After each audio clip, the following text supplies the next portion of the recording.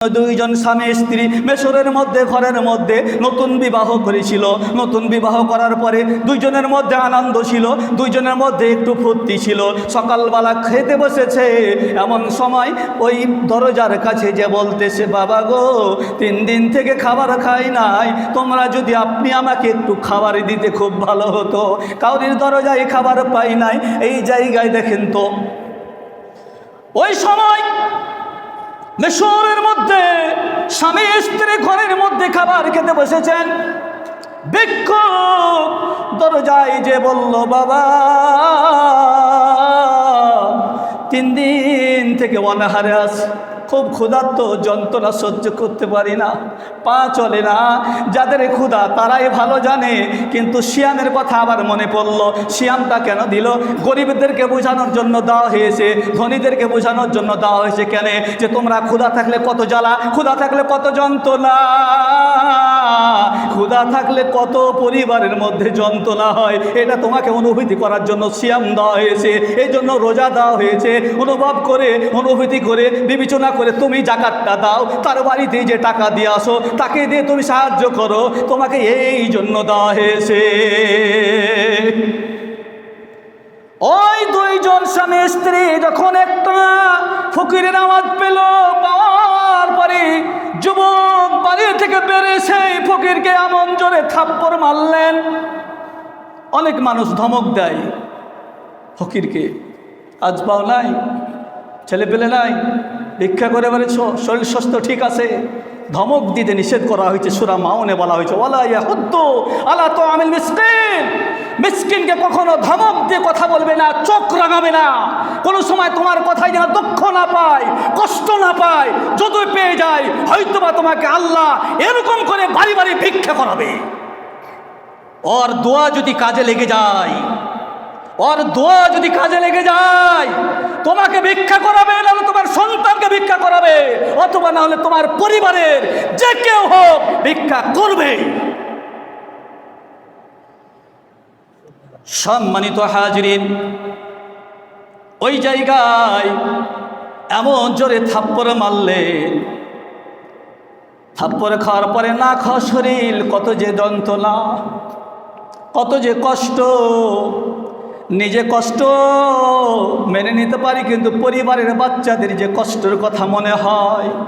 আর এই কষ্টটার কারণে প্রত্যেকটা পুরুষ বাইরে ভূতের মতন খাটতেছে। এই কষ্ট বাচ্চাদেরকে অনেক বাইরে যারা খাটে, ওরা কত কষ্ট করে, বিবেকে বলে না, মাকে বলে না, সন্তানকে বলে না, কি খায় কি করে। একটাই কারণ যে আমরা কষ্ট করছি, কিন্তু আমাদের কষ্টগুলো বাবা মাকে যদি বলি তারা কষ্ট পাবে, তারা কাঁদবে। সন্তান কষ্ট পাবে, কি খাচ্ছি যদি বলা হয়। ওই জায়গা থাপ্পড় যখন মারা হলো, তিনি ধাক্কা খেয়ে বলে মাথা কেটে গেলেন, রক্ত বের হইতে লেগেছে। রক্ত নিয়ে ফকির আল্লাহকে বললেন, মালিক তুমি নাকি এই রক্ত কপাল থেকে যে আমার ঝরলো, মুহাম্মদের নাম তো কপালে আছে, আর ফকির বাদশা তো এই কপালে রেখে রেখেছ।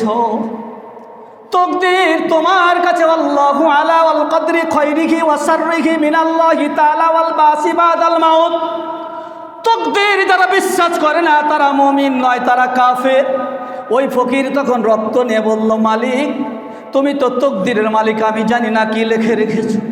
আমি ভিক্ষুক, 3 দিন ধরে অনাহারে, খেতে পাই না।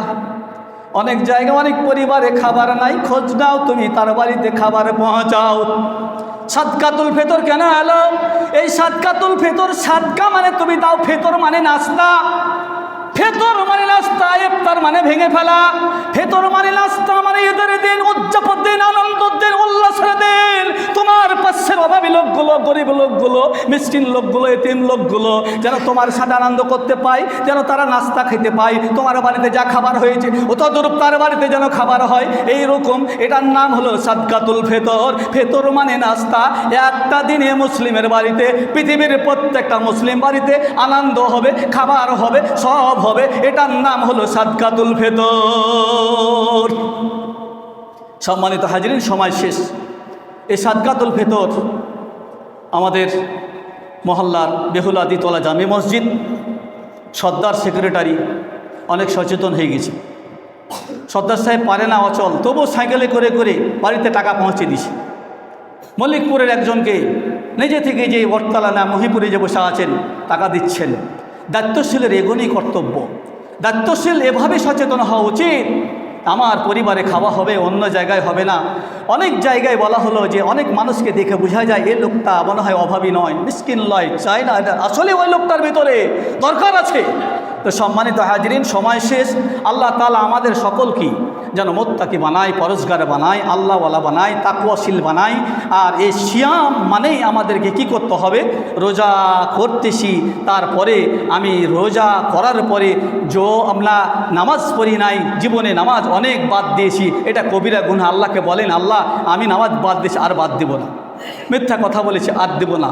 আমি চুগলখোর করেছি, আর করব না। মানুষকে ঠগালছি, আর করব না। আমি হালাল খাবো, হারাম খাবো না, সুদ খাবো না, ঘুষ খাবো না।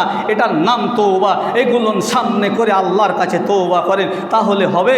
আর যদি সব থুয়ে আপনি করেন আল্লাহ মাফ করে দাও, মাফ হবে না, মাফ হবে না, মাফ হবে না।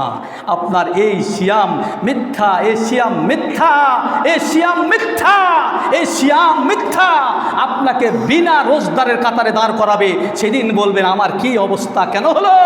আপনাকে তো বলা হয়েছিল জুমার দিন এগুলো সংশোধন করো, পরিবর্তন করো, ঠিক হয়ে যাও, গরিবদের কাতারে দাঁড়াও, ওদের অভাব দুঃখী ব্যাপারটা জানো। আল্লাহ তাআলা আমাদের সকলকে তৌফিক দান করুক। সকল বলি আল্লাহুম্মা আমিন। ওয়া আখিরি দাওয়া আলহামদুলিল্লাহি রাব্বিল আলামিন।